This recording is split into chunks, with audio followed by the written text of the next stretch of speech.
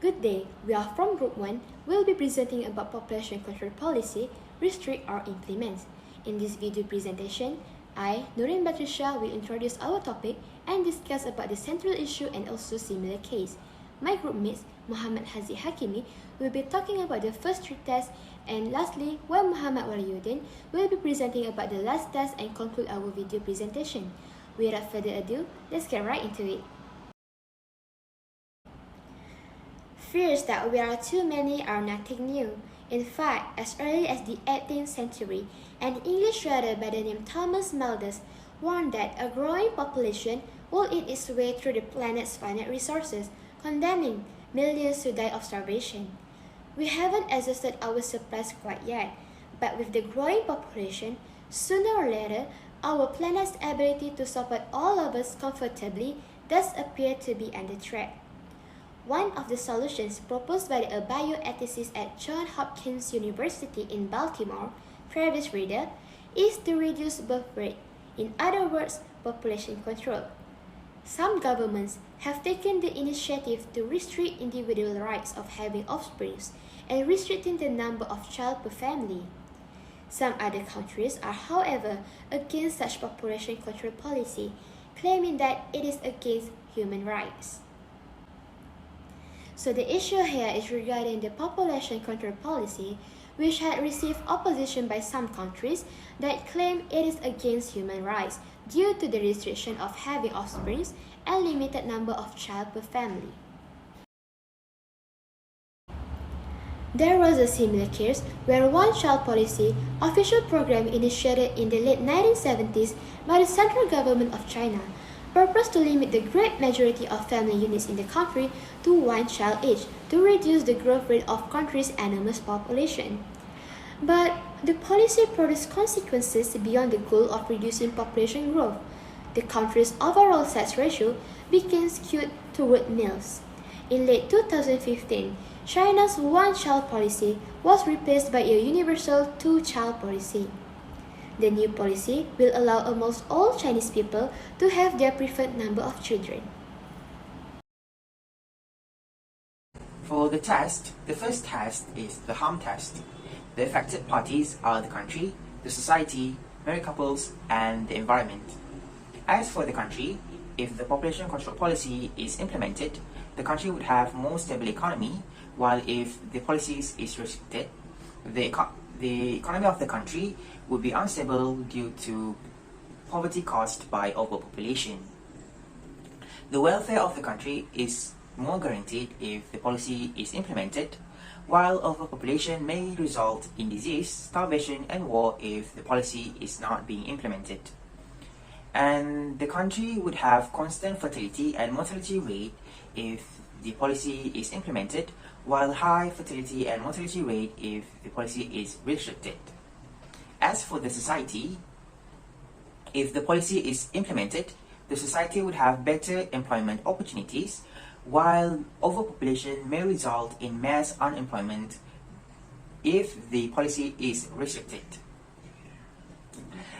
The spreadness of disease in the society would easily be prevented if the policy is implemented, and vice versa if the policy is restricted. And the society would have enough resources to consume if the policy is implemented, while if the policy is restricted, the society would have depressed living standards due to limited resources. For married couples, if the policy is implemented, they will have less responsibility and expenses on dependent children, but they need to spend in medical expenses on family planning services and health side effect of family planning, and vice versa if the policies is restricted.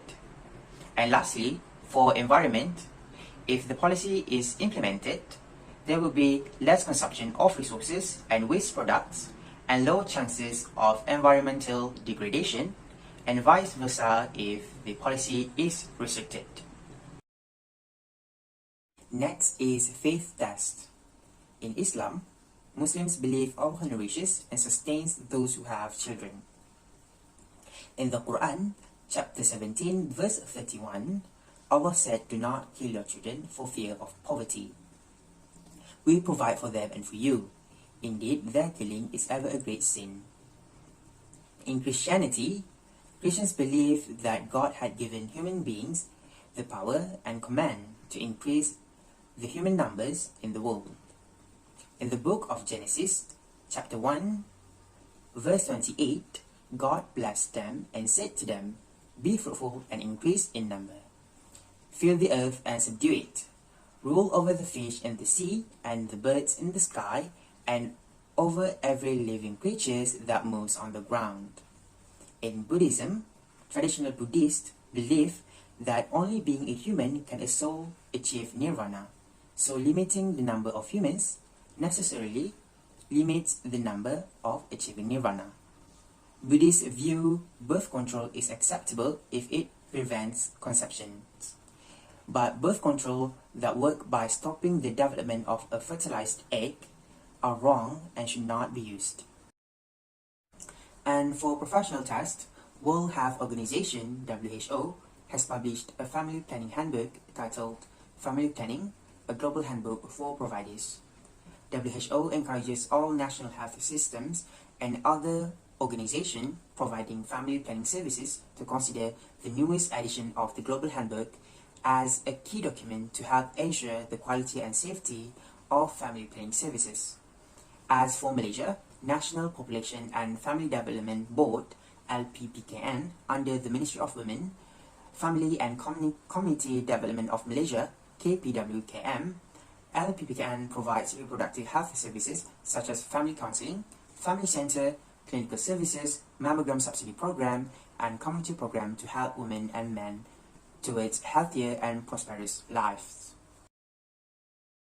This issue should be publicized to spread awareness in the society about the benefits of population planning, especially in the rural and underdeveloped areas.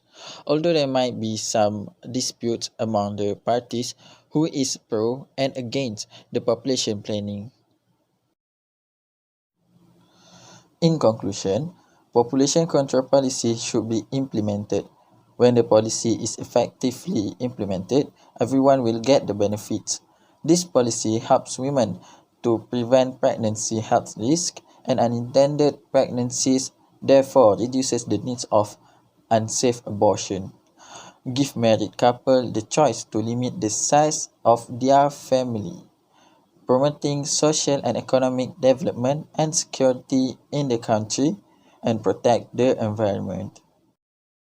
Sincere thanks and appreciation to all lecturers of SIX1002 Ethics and Safety for their kindness in enriching our knowledge concerning this course.